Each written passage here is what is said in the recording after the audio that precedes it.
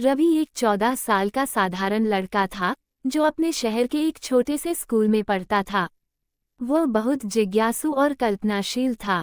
उसे कहानियां पढ़ने और लिखने का शौक था, परंतु उसकी सबसे बड़ी समस्या ये थी कि उसके पास कहानियां खोजने के लिए कोई प्रेरणा नहीं थी।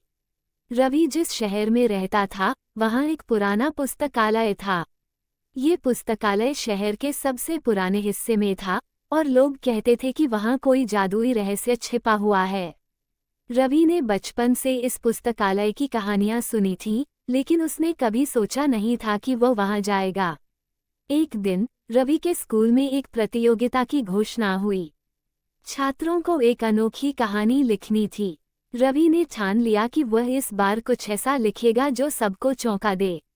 लेकिन समस्या ये थी कि उसके पास कोई नया विचार नहीं था। उसी शाम वह सोचते सोचते अपने स्कूल के पास वाले पुस्तकालय पहुंच गया।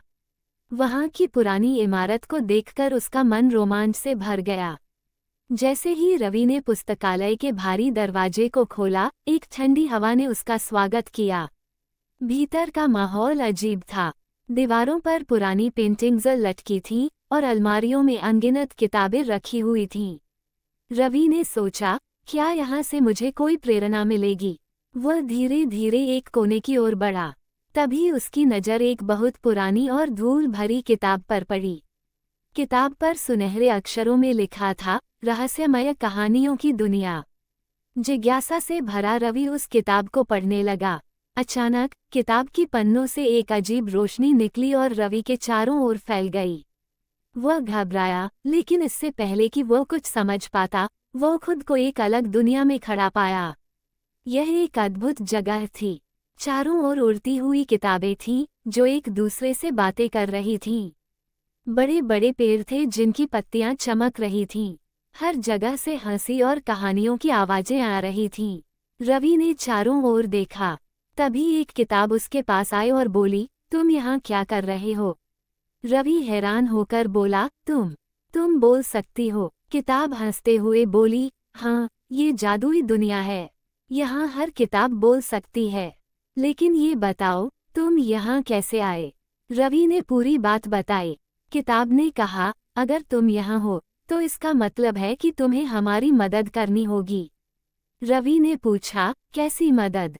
किताब ने बताया, हमारी कहानियाँ धीरे धीरे खो रही हैं। लोग हमें पढ़ना बंद कर चुके हैं। अगर तुमने हमारी मदद नहीं की तो हम हमेशा के लिए गायब हो जाएंगी। रवि ने मदद करने का वादा किया। किताब ने उसे एक रास्ता दिखाया और कहा, यहाँ 3 चुनौतियाँ हैं।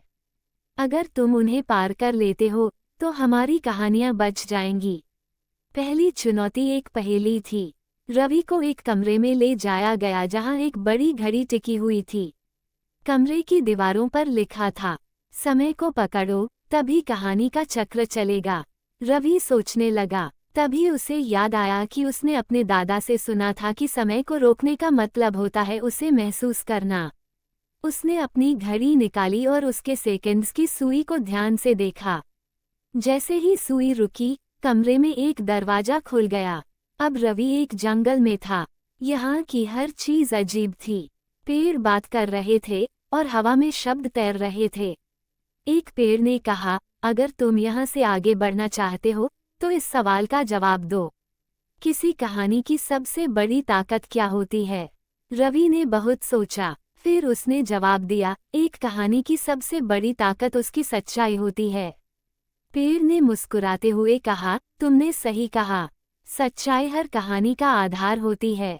जाओ, अब तुम्हारा रास्ता खुला है। अब रवि एक बड़े हॉल में पहुंचा जहां एक जादुई पेन रखा हुआ था। पेन के पास लिखा था, जिसे लिखने की ताकत चाहिए उसे अपना सबसे बड़ा डर बताना होगा। रवि थोड़ी देर तक सोचता रहा। उसने धीरे धीरे कहा, मेरा सबसे बड़ा डर यह है कि मैं कभी अपनी कहानी खत्म नहीं कर पाऊंगा। मैं अधूरा रह जाऊंगा। जैसे ही उसने ये कहा, पेन ने चमकना शुरू कर दिया। एक आवाज आई, अब तुम तैयार हो। ये पेन तुम्हारी हर कहानी को अमर बना देगा। जाओ और हमारी कहानियों को जीवित करो। रवि वापस अपनी दुनिया में लौट आया। उसके हाथ में वह जादुई पेन था। उसने अपनी कहानी लिखनी शुरू की और उसे प्रतियोगिता में जमा किया। उसकी कहानी ने पहला स्थान जीता, लेकिन रवि ने यहाँ रुकने का फैसला नहीं किया। उसने अपनी हर कहानी में जादुई दुनिया के बारे में लिखा। धीरे धीरे लोग फिर से किताबें पढ़ने लगे।